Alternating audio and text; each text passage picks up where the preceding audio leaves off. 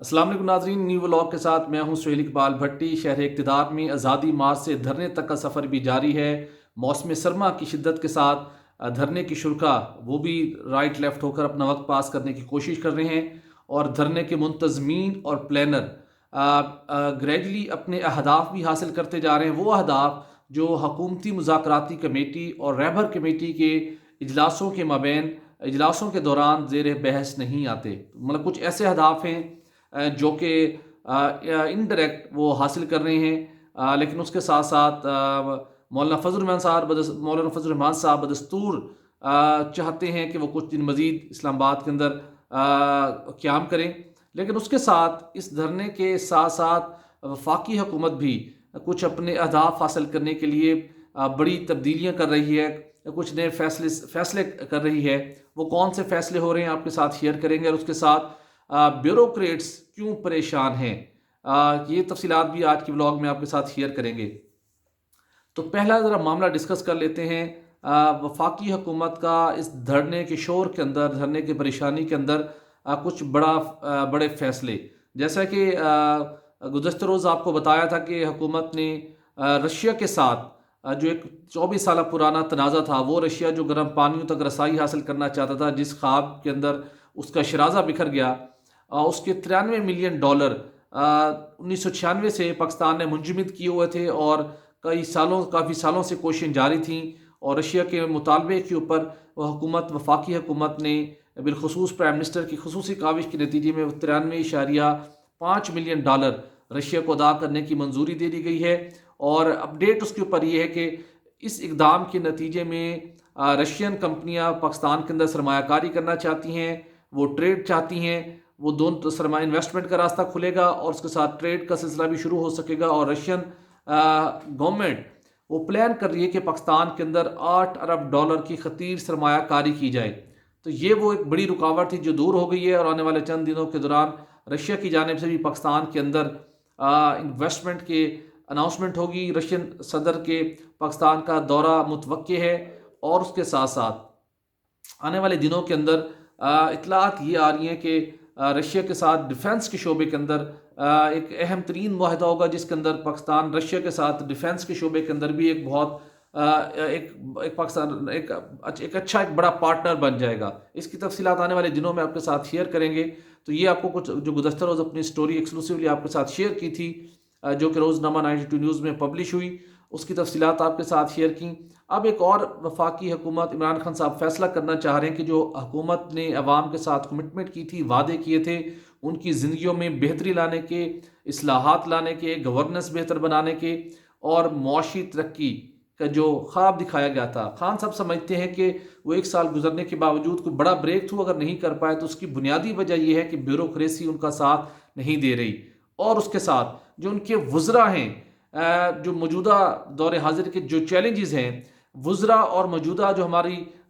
Bureaucracy کے جو cadre کو اوورال جو ڈیفرنٹ کیڈرز ان کو جو لیڈ کرتا ہے، سابقہ DMG گروپ اور موجودہ پاکستان ایڈمنسٹریٹو سروس گروپ، یہ لوگ ہر جگہ پر موجود ہیں، یہ ہر جگہ پر قابض ہیں اہم ترین عہدوں کے اوپر، اور یہ لوگ بھی آپ کو بڑا ڈفرینس کریٹ نہیں کر سکتے۔ وزراء کی کیپیسٹی نہیں ہے کہ وہ ٹیکنیکل وزارتوں کو سمجھ سکیں۔ جب تک ان کو سمجھنے کی ان کی گرپ حاصل ہوگی، اس وقت حکومت اپنا 4 سال 4.5 سال پورے کر چکی ہوگی، تو اس وقت کوئی بڑی اچیومنٹ نہیں ہو پائے گی، کچھ بڑا حکومت کے ہاتھ نہیں لگ سکے گا جو آئندہ الیکشن میں سیل بھی کیے جا سکے، اور اس کے ساتھ ساتھ عوام کے توقعات پر بھی پورا اترا جا سکے۔ تو خان صاحب کو کسی نے آئیڈیا دیا، جو کہ 15 سال قبل ورلڈ بینک کی جانب سے بھی ہمارے جو گورنمنٹ کا سسٹم ہے، گورننس کا سسٹم ہے، بیوروکریسی کا سسٹم ہے، اس میں اصلاحات کے نام کے اوپر کچھ سفارشات مرتب کی گئی تھیں، اور حکومت کو، اس وقت کی حکومت کو تجویز دی گئی تھی کہ آپ اسپیشلائزیشن کا دور ہے، آپ کو ایکسپرٹس کی خدمات حاصل کرنی چاہیے۔ آپ جو بیشتر ہماری ٹیکنیکل وزارتیں ہیں، وزارت خزانہ کی ہم بات کریں، وزارت منصوبہ بندی و ترقی کی بات کریں، وزارت توانائی کی بات کریں، وزارت صنعت و پیداوار کی بات کریں، کامرس کی بات کریں، ٹیکسٹائل کی بات کریں، انفارمیشن ٹیکنالوجی کی بات کریں، یہ ایسی وزارتیں ہیں جہاں پر آپ اپنے روایتی وزراء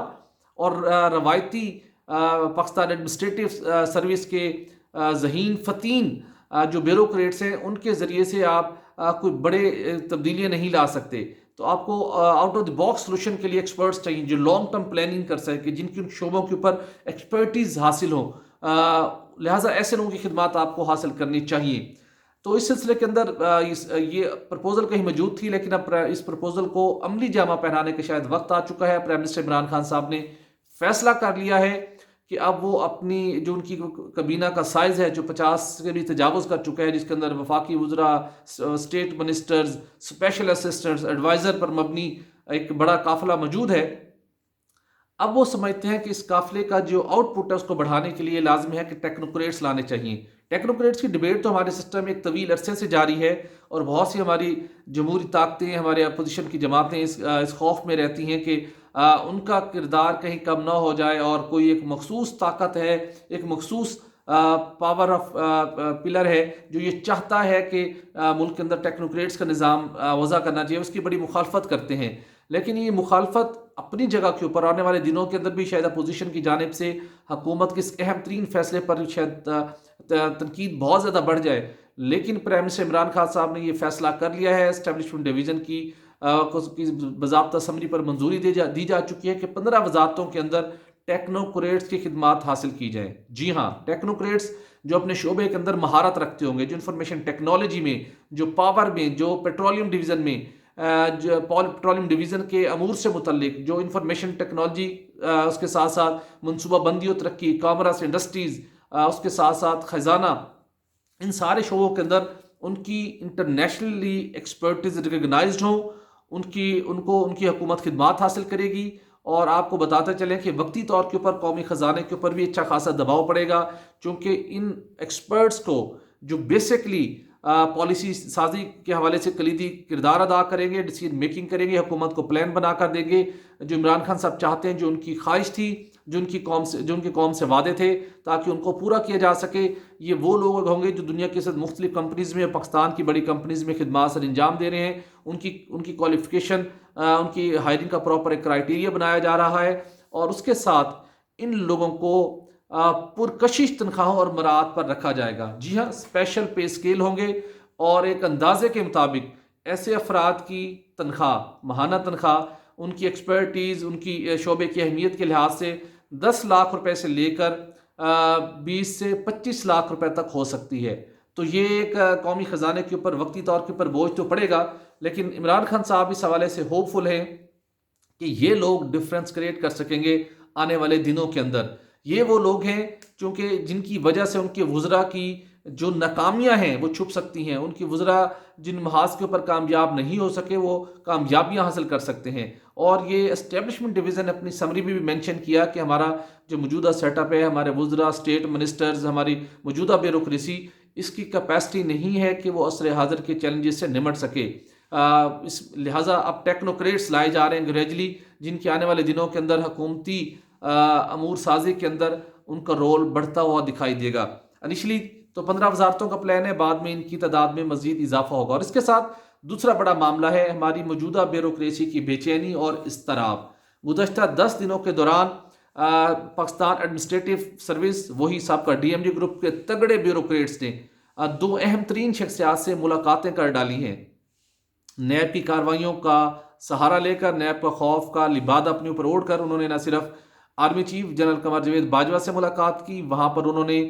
نیب سے متعلق شکایات کے انبار لگائے، اپنے تحفظات کا، اپنے خوف کا اظہار کیا، اور اس کے ساتھ ساتھ ذرائع یہ کہتے ہیں کہ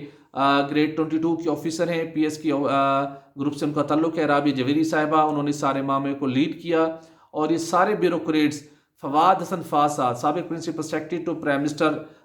نواز شریف صاحب، ان کے گن گاتے ہوئے دکھائی دیتے ہیں، ان کے لیے متفکر ہیں، اور سلمان غنی صاحب کے لیے بھی، اور انہی کو بینچ مارک بنا کر نہ صرف آرمی چیف سے بلکہ وزیر اعظم عمران خان صاحب سے بھی جو ان کی ملاقات ہوئی، وہ اپنا تحفظ مانگ رہے ہیں۔ وہ یہ کہتے ہیں کہ ہم بڑے فیصلے اس لیے نہیں کر پا رہے چونکہ نیب کی کارروائیوں کا خوف ہے، اور سول سرونٹ ایکٹ کے اندر جو انہیں تحفظ حاصل تھا، نیب کے قانون نے اس تحفظ کو اڑا کر رکھ دیا ہے۔ تو لہٰذا انہیں ایک ایسا تحفظ فراہم کیا جائے کہ وہ جس قسم کے جو مرضی فیصلے کریں انہیں کوئی پوچھ گچھ نہ کرے۔ چیمہ کی طرح، فواز نفاد کی طرح کوئی اینٹی کرپشن کا جو ادارہ ہے وہ ان سے پوچھ کچھ نہ کر سکے، انہیں مکمل طور کے اوپر ایک تحفظ حاصل ہو۔ یہ ان کا ایک بڑا مطالبہ ہے جو پیش کیا گیا ہے۔ انہیں یقین دہانی کروائی گئی ہے کہ آپ فکر نہ کریں، اور آج کل حکومت کی ایک بڑی ایکسپرٹیز اسٹیبلش بھی ہو چکی ہے کہ جو بھی مسئلہ حل کرنا ہو قانون سازی میں پارلیمنٹ کے اندر فوری طور پر ممکن ہوتے دکھائی نہیں دیتی اپوزیشن کی رکاوٹ کے باعث، بالخصوص سینٹ میں، تو لہٰذا آرڈیننس لا کے آپ کا مسئلہ حل کر دیں گے۔ تو بیوروکریسی کو بھی یقین دہانی کروائی گئی کہ چند دنوں کے اندر ہم ایک ایسا آرڈیننس لا سکتے ہیں جس کے اندر آپ کے اس خوف کو ختم کرنے کے لیے، آپ کو تحفظ دینے کے لیے ہم آرڈیننس کے ذریعے نیب کے قانون میں ترمیم کر دیں گے۔ اور اس کے ساتھ پرائم منسٹر ایک اور آپشن پر بھی کام کر رہے ہیں، وہ جو سمجھتے ہیں کہ جو گریڈ 22 کے عہدوں کے اوپر بالخصوص، گریڈ 21 کے عہدوں پر بالخصوص کچھ بیوروکریٹس پہنچ چکے ہیں، وہ سابقہ پیپلز دور حکومتوں میں بالخصوص پاکستان پیپلز پارٹی اور مسلم لیگ نون کی کلوز ایسوسیشن، ان کے ساتھ ان کی نظریاتی، سیاسی اور مفادات کی وابستگی کے باعث وہ یہاں پر موجود ہیں۔ بیشتر، سب کی ہم بات میں نہیں کر رہا، بیشتر بیوروکریٹس، اور یہ وہ بیوروکریٹس ہیں جو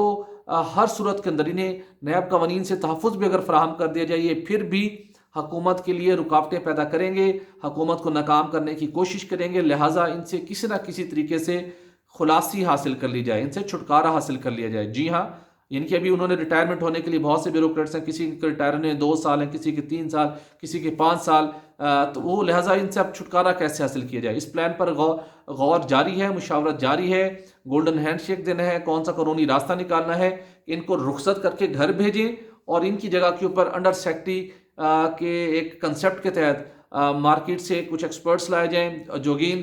جس طرح ہم کہہ سکتے ہیں کہ ٹیکنوکریٹس وہ ٹائپ کے ہی لوگ ہوں گے، ان سے وہ ذمہ داریاں لی جائیں۔ ابھی یہ پرپوزل اس پر غور ہو رہا ہے، لیکن ایسے بیوروکریٹس جن کی وابستگیاں، جن کی وفاداری ریاست کی بجائے کچھ ہماری جو سیاسی جماعتیں ان کے ساتھ ہیں، ان کے لیے کوئی زیادہ اچھی خبر نہیں ہے۔ جلد مستقبل قریب کے اندر ان سے متعلق بھی فیصلہ کر لیا جائے گا۔ اس کے ساتھ آخر میں مختصر بات ہوگی جمعیت علماء اسلام کے دھرنے کی۔ مولانا فضل الرحمان صاحب ڈٹے ہوئے ہیں اور ان کے دھرنے کے جو بڑے 2 مقاصد تھے، ان کے پورا ہونے کا کامیابی سے پورا ہونے کا کوئی امکان نہیں ہے، قطعاً کوئی امکان نہیں ہے، بالخصوص وزیر اعظم کا استعفیٰ اور اس کے ساتھ حکومت کا خاتمہ۔ لیکن ان کی وجہ سے پاکستان پیپلز پارٹی کو بھی آئندہ دنوں میں کافی ریلیف ملنے جا رہا ہے، اور اس کے ساتھ ساتھ مسلم لیگ نون کے لیے بھی کافی ریلیف ہو چکا ہے، اور بہت سے شعبوں کے اندر حکومت کافی بیک فٹ بھی گئی ہے ان سارے ممکنہ اثرات کے نتیجے میں۔ سیاسی شخصیات بھی ایکٹیو ہیں، معروف پراپرٹی ٹائکون کی ملاقاتوں کا بھی ذکر عام ہے کہ مولانا فضل الرحمان صاحب سے مل رہے ہیں، تو اس کا مطلب ہے کہ دھرنے نے ختم تو ہونا ہی ہے، درمیانی راستہ فیس سیونگ اور مذہب کے نام کے اوپر فیس سیونگ حاصل کر کے یہاں سے رخصت حاصل کی جائے گی۔ لیکن اسلام آباد کی سخت موسم کے اندر دھرنے کے شرکاء انتہائی سخت خائف اور پریشان ہیں، اور مولانا فضل الرحمان صاحب گزشتہ شب جب وہ دھرنے میں پہنچے تھے تو جس قسم کے ان کے وہاں پر کارکنوں کا جو رسپانس تھا، وہ اس کے اندر تھوڑا ریئیکشن موجود تھا۔ جو اسٹیج پر موجود ان کے اسٹیج سیکرٹری نے اس کی اناؤنسمنٹ بھی کی کہ مولانا صاحب کو فوراً وہاں سے نکالا جائے، مولانا صاحب کی جان ہمیں عزیز ہے۔ اور انہیں ایک لمحے کے اوپر یہ فیل ہو رہا تھا کہ اس ہجوم کے اندر کچھ لوگ ڈیسپریٹ ہو کر کوئی ایسی حرکت نہ کر دیں جو مولانا صاحب کے لیے کسی تکلیف کا باعث بھی بنے، کوئی ان کے لیے مشکل صورتحال کا باعث بنے، اور لوگ انہیں تنقید کا نشانہ بھی بنائیں، انہیں کوئی نقصان نہ پہنچا دیں۔ تو صورتحال اس نہج پر پہنچ چکی ہے۔ تو مولانا فضل الرحمان صاحب کو دھرنے کے شرکاء کی مشکلات کو مد نظر رکھتے ہوئے جلد کوئی اناؤنسمنٹ کرنا ہوگی،